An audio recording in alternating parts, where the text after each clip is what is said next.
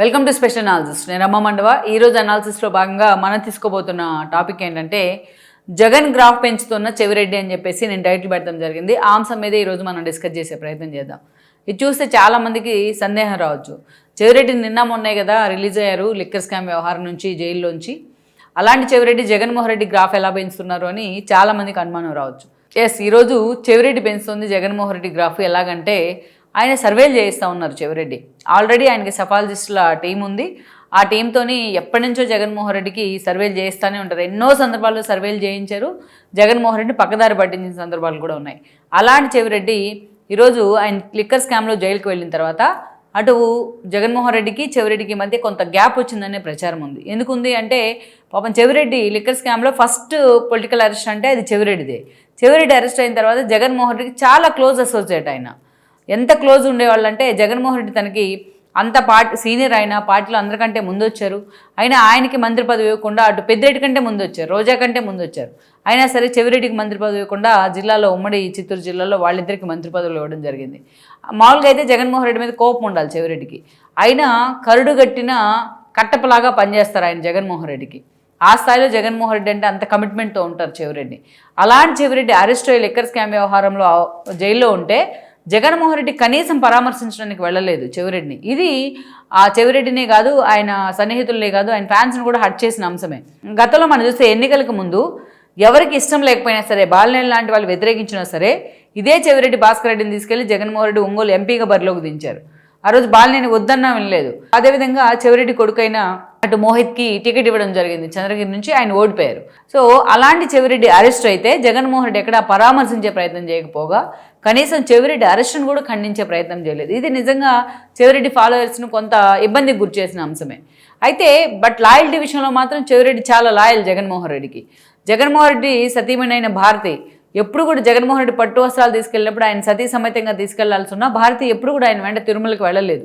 ఈ విషయంలో పాపం జగన్మోహన్ రెడ్డి మీద ఇప్పటికీ విమర్శలు వస్తూనే ఉంటాయి, భారతి మీద కూడా. అలాంటిది చెవిరెడ్డి స్వయంగా తాడేపల్లిలోని జగన్ ఇంటి ముందు గుడి సెట్టేసి, తిరుమల గుడి సెట్, అక్కడ ఏదైతే ఉత్సవాలు చేస్తూ ఉంటే అక్కడ మాత్రం భారతి ఎన్నోసార్లు వెళ్ళి ఆ కార్యక్రమంలో తన భర్తతో పాటు పాల్గొన్న సందర్భాలు ఉన్నాయి.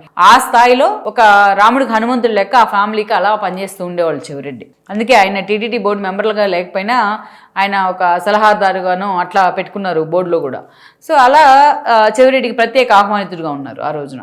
సో అంత వైబిలిటీ ఉండింది జగన్మోహన్ రెడ్డి దగ్గర. సో ఈ విషయం మాత్రం లిక్కర్ స్కామ్ వ్యవహారం మాత్రం వాళ్ళిద్దరి మధ్య కొంత గ్యాప్ని పెంచింది.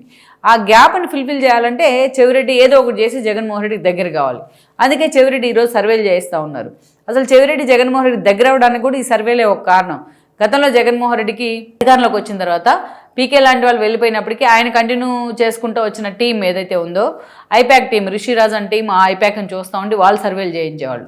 వాళ్ళు కాక ఆరా మస్తాన్ లాంటి వాళ్ళు సర్వేలు చేయించేవాళ్ళు. వాళ్ళు కాక ఇంటెలిజెన్స్ వ్యవస్థ ఉండింది జగన్మోహన్ రెడ్డికి, ప్రభుత్వంలో ఉన్నారు కాబట్టి.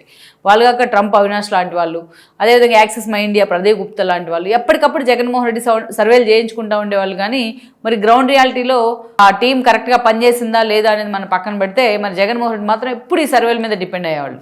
సో అందుకే ఈ క్రమంలోనే చెవిరెడ్డి కూడా జగన్మోహన్ రెడ్డికి దగ్గర కావాలంటే ఒక సర్వేని ఏర్పాటు చేసుకోవాలనే క్రమంలో అన్ని కాన్స్టిట్యున్సీలో తన మనుషుల్ని పిక్ చేసుకుని కొంతమంది ఆయన సర్వే టీంని ఒకటి ఫామ్ చేసుకున్నారు. చేసి ఎక్కడికక్కడ అటు జగన్మోహన్ రెడ్డికి ప్యారలల్గా కేసీఆర్ అనే టీంకి ఎప్పుడు సర్వేలు చేస్తూ ఉండేవాళ్ళు. మరి అది నెగిటివ్ రిపోర్ట్ వస్తే దాన్ని పాజిటివ్గా ఈయన మార్చాడేమో కానీ ఎప్పుడు కూడా చెవిరెడ్డి వాళ్ళని ఎన్నోసార్లు డిఫెన్స్లో పడేసిన సందర్భాలు ఉన్నాయి. రేపు ఉదయం ఎలక్షన్స్ అంటే తెలంగాణలో ఈరోజు నాగార్జున సాగర్ దగ్గర నైట్ అటు పోలీసులను మోహరించిన పరిస్థితి, అటు జగన్ కానీ ఇటు కేసీఆర్ కానీ. సో రెండు రాష్ట్రాల మధ్య ఒక వాటర్ వార్ ఏదో జరుగుతుందని ఒక సెంటిమెంట్ క్రియేట్ చేసే ప్రయత్నం చేశారు కానీ అది వర్కౌట్ కాలే. అది కూడా చెవిరెడ్డి సలహాతోనే జరిగింది. చెవిరెడ్డి టీం జగన్మోహన్ రెడ్డికి ఏపీలో పనిచేసేది, అదేవిధంగా కేసీఆర్కి తెలంగాణలో కూడా పనిచేసేది. ఆ స్థాయిలో వాళ్ళిద్దరి దగ్గర అంతగా నమ్మకమైన వ్యక్తిగా పేరు తెచ్చుకున్నారు చెవిరెడ్డి. అయితే ఇప్పుడు జైలు నుంచి రిలీజ్ అయిన తర్వాత ప్రజెంట్లోకి వస్తే మనం జగన్మోహన్ రెడ్డితో ఆ గ్యాప్ని ఫుల్ఫిల్ చేసుకోవాలంటే జగన్మోహన్ రెడ్డి తాను కూడా సర్వేల పేరుతో దగ్గర అవ్వాలి. అందుకే చెవిరెడ్డి రీసెంట్గా ఒక సర్వే అయితే చేయించారు. దాంట్లో ఎలా పాజిటివ్స్ నెగిటివ్స్ ఎలా ఉన్నాయనేది పక్కన పెడితే జగన్మోహన్ రెడ్డి క్రేజ్ అమాంతం పెరిగింది అన్న విధంగా సర్వే రిజల్ట్ అయితే వచ్చిందనేది నాకున్న సమాచారం. అందులో కూడా తిరుమల లడ్డు వ్యవహారంలో ప్రభుత్వాన్ని డిఫెన్స్లో పడేసింది, జగన్మోహన్ రెడ్డి గ్రాఫ్ పెరిగింది అని చెప్పేసి ఒక అంశం. లిక్కర్ స్కామ్ వ్యవహారంలో వైసీపీ మీద సానుభూతి వచ్చిందట. ఈ అంశం రెండో అంశం. ఎందుకంటే అసలు ఇప్పటికీ కూడా ఏ స్థాయిలో ఆధారాలు ప్రొడ్యూస్ చేయకుండా వరుసపెట్టి వన్ సైడెడ్గా వైసీపీ నేతలు అరెస్ట్ కావడం వైసీపీలో సానుభూతిని పెంచిందనేది ఇంకొక అంశం. మెడికల్ కాలేజీల విషయంలో జగన్మోహన్ రెడ్డి చేసిన పోరాటం జనంలోకి చాలా చొచ్చుకుని వెళ్ళింది అనేది ఇంకొక అంశం.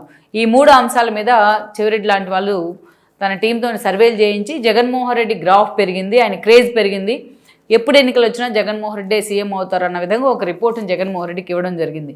ఈ రిపోర్ట్ చాలా సీరియస్గా చర్చనీయాంశం అవుతుంది.